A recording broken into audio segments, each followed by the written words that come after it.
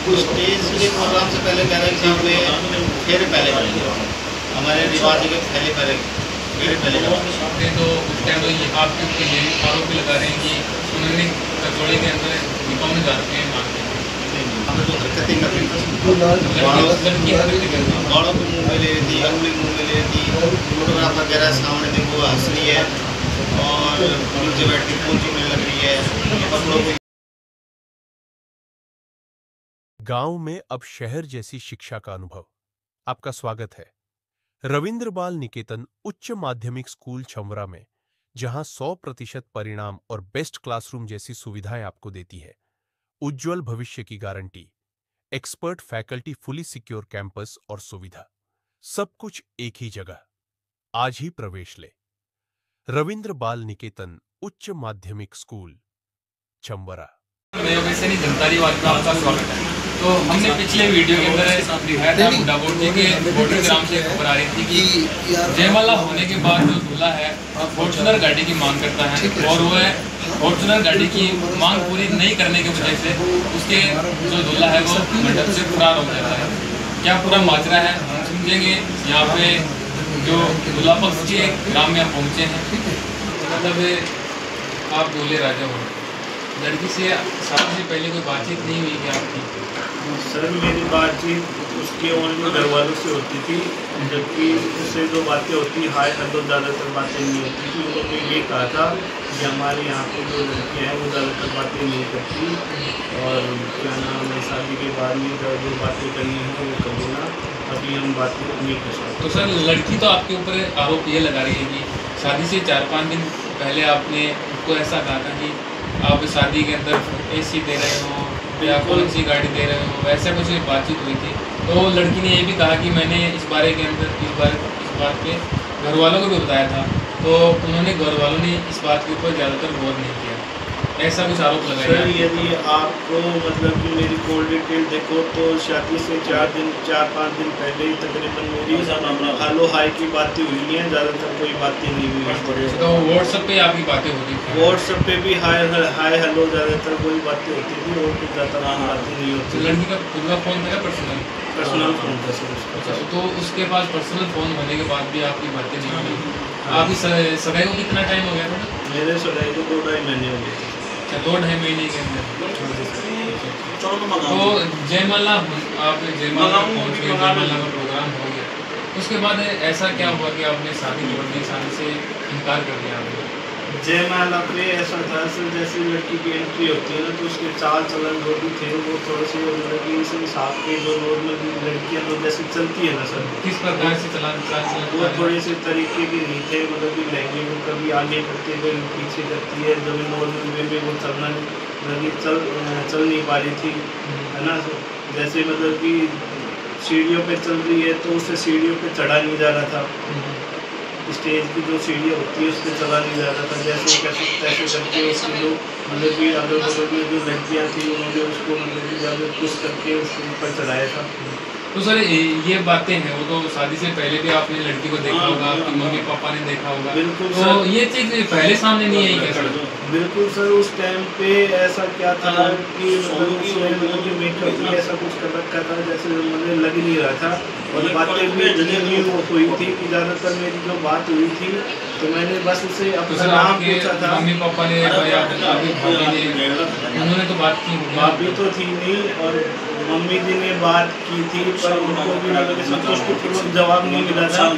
वो भी ये सोचते थे कि ग्रामीण इलाके की लड़की है, ज़्यादातर बात नहीं करती होगी, क्या पता इस वजह से बात नहीं हो पाई हो, इस वजह से वो ज़्यादातर बातें भी नहीं की और ज़्यादा उसका जवाब भी नहीं दिया। सर वो तो आपके ऊपर आरोप ये लगा रहे हैं कि आपने फॉर्चुनर की गाड़ी की डिमांड की थी और वो डिमांड आपकी पूरी ना होने के बावजूद आपने ये सगाई। सर सीधी सी बात तो ये है कि मैं एक लिमिटेड चलाने वाला लड़का हूँ, मेरी इनकम तकरीबन 15 से 20 हज़ार रुपये है, बल्कि मैक्सिमम 15 से 20 हज़ार रुपये मैं सैलरी कमाता हूँ। मैं आप खुद बताओ कि मैं मतलब कि फॉर्चुनर की मतलब कि कैसे हैसियत रख सकता हूँ। मतलब उसका जो मेंटेनेंस खर्चा है तकरीबन 30 से 40 हज़ार रुपये तो उसका तेल का खर्चा आ जाता है। जो गाड़ी मतलब कि 5 किलोमीटर का मतलब कि एवरेज देती है वो मैं कैसे अफोर्ड कर सकता हूँ ये बताऊँ। और ना ही मेरे मतलब कि घर वालों में ऐसा मतलब कि वो है कि दहेज के लिए मतलब कि डर करे, और मतलब ना ही हम यहाँ तक कि हमने उनको ये कह दिया था कि मेरे भाई का जो सामान रखा हुआ है वो ऐसे कि ऐसे पैक रखा हुआ है, हमें चाहिए बेशक आप कुछ भी सामान मत दो।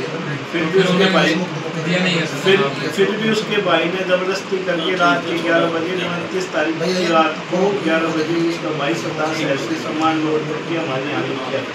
तो अगर वो सामान यहीं पे है वो बिल्कुल सर हमने उसको लौटा दिया है, सगाई जैसे कीमती है उस वजह से हमने 5 लाख कैश और ये सारा सामान उनको वापस कर दिया। सर पैसे किस बात की दिए आपने? पैसे सर उन्होंने हमसे मतलब कि ज़बरदस्ती करके पैसे तो ये कहा, आरोप तो ये लगा रहे हैं कि आप मांग रहे हो उनसे पैसे। बिल्कुल सरासर गलत है सर, हमने कोई भी रुपयों की डिमांड नहीं की उनसे।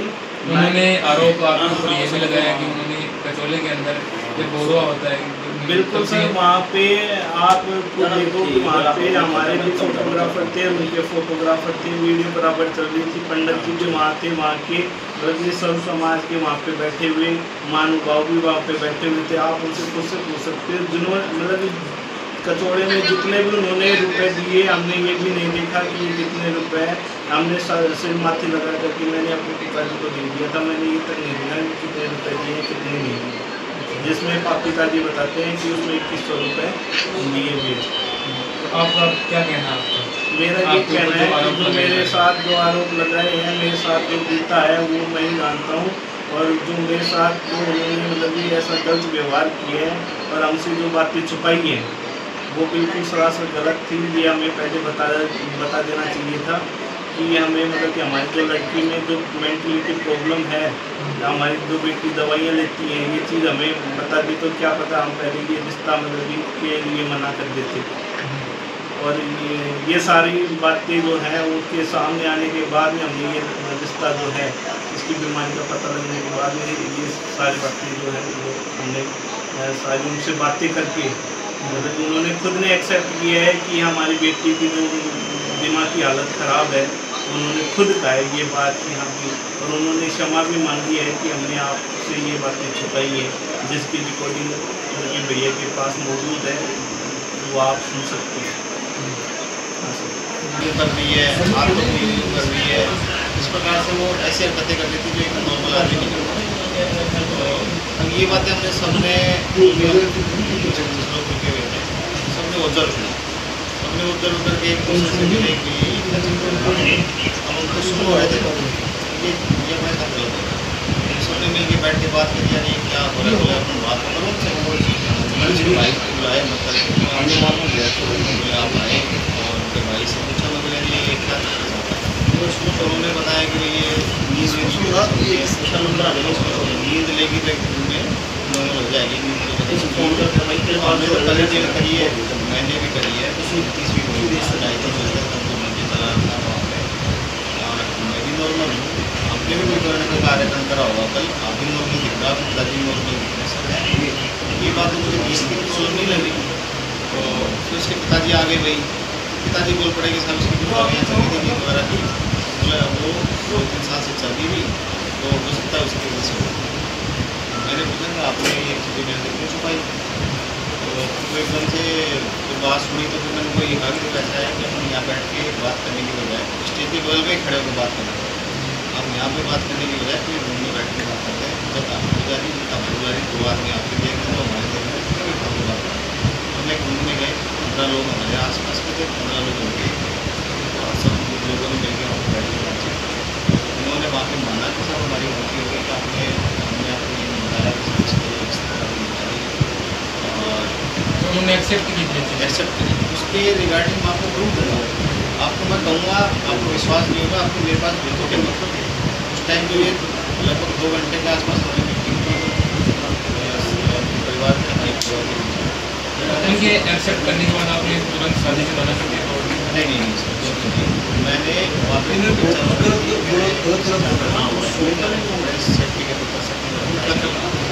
रिपोर्टिंग ऑफिस से करूँगा, हमारे के सामने आपकी दिखाएंगे। उस दौरान उन्होंने एक्सेप्ट करा कि सर ये बीमारी हो है, कोई बीमारी इतने काफ़ी सालों से डॉक्यूमेंट भी दिखाया मुझे, रिपोर्ट दिख रही थी आपको, मेडिकल रिपोर्ट पर्चियाँ डिस्क्रिप्शन डॉक्यूमेंट और उसके अंदर बीमारी का नाम लिखा है,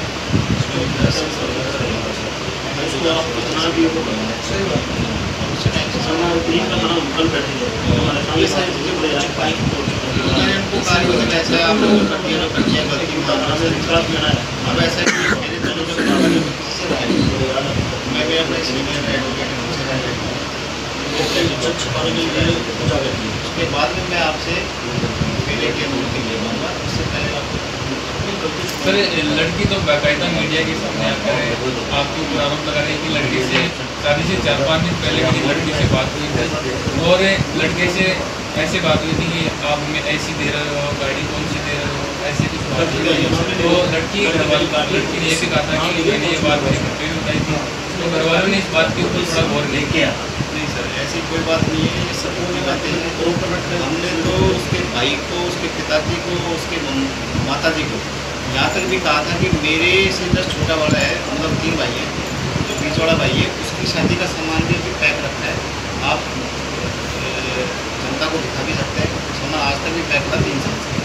तो हमें तो सामान की जरूरत ही नहीं है, हमने तो ये भी कहा था कि ना तो आप फ्रिज देना, ना आप वॉशिंग मशीन देना, ना आप एक आपकी तरफ से कोई दहेज की कोई डिमांड नहीं, हमने तो उल्टा मना करा था हमको।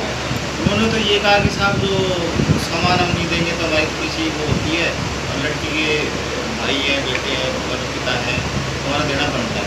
तो जयमाला होने के बाद दूल्हा है जो शादी के घर आ गया वापस, उनका ये कहना है तो आप वहाँ पे बैठ के कोई गर्मी है, वही तो बता रहा हूँ सर आपको मैं, 2 घंटे के आसपास हमने बैठ के बातचीत करी है, पूरी रिकॉर्डिंग है, 1 घंटा 18 सेकेंड 18 मिनट की रिकॉर्डिंग है, उस रिकॉर्डिंग में सारी बातें हुई है। लास्ट में फिर मैंने यही कहा था कि साहब मेडिकल बोर्ड का गठन कर लेते हैं, आपके डॉक्टर साहब जानकार हैं, मेरे भी एक आध जानकार हैं, और कल की कल मेडिकल बोर्ड बताते हैं, अगर बात समझ में आ जाती है मेडिकल बोर्ड ये कह देता है कि चलो कोई बात नहीं आप कर सकते हो, डॉक्टर साहब दूसरे दिन आपका इवेंट हो गया, मेरा इवेंट हो गया, दोनों का खर्चा लग गया, दोनों मेहनत भी कर ली, जीवन भी कर लिया, खबर खरीद करके ले जाएंगे, आपकी इज्जत ले लेते हैं, अपनी इज्जत क्योंकि मैं भी अपने गाँव में आऊँगा कि साहब मेरी शादी करने लगा बहू का है, मेरे को जवाब देना चाहिए, मेरी तो इज्जत जाती है, तो इस चक्कर में उनको ये कह करके हम वहाँ से उठ के चले गए। और ये रिकॉर्डिंग भी है मेरे पास, और उसके जो मेंटलिटी के जो डॉक्यूमेंट इसके इलाज का जो पर्ची है वो भी है मेरे पास, मैं आपको शेयर करूँगा, तो मैं चाहूँगा कि आप इसमें न्यूज़ में दिखाएँ, क्योंकि जो उन्होंने आरोप लगाया है मेरे ऊपर। अगर आपने घटनाक्रम देखा, हमने पहले भी आपको वीडियो दिखाया था, और ये वीडियो देखने के बाद आपको क्या सच लगता है और क्या झूठ लगता है, आप भी अपनी राय हमें कमेंट सेक्शन में कमेंट करके बताएं। जय हिंद, धन्यवाद, और वीडियो को ज़्यादा से ज़्यादा शेयर करें।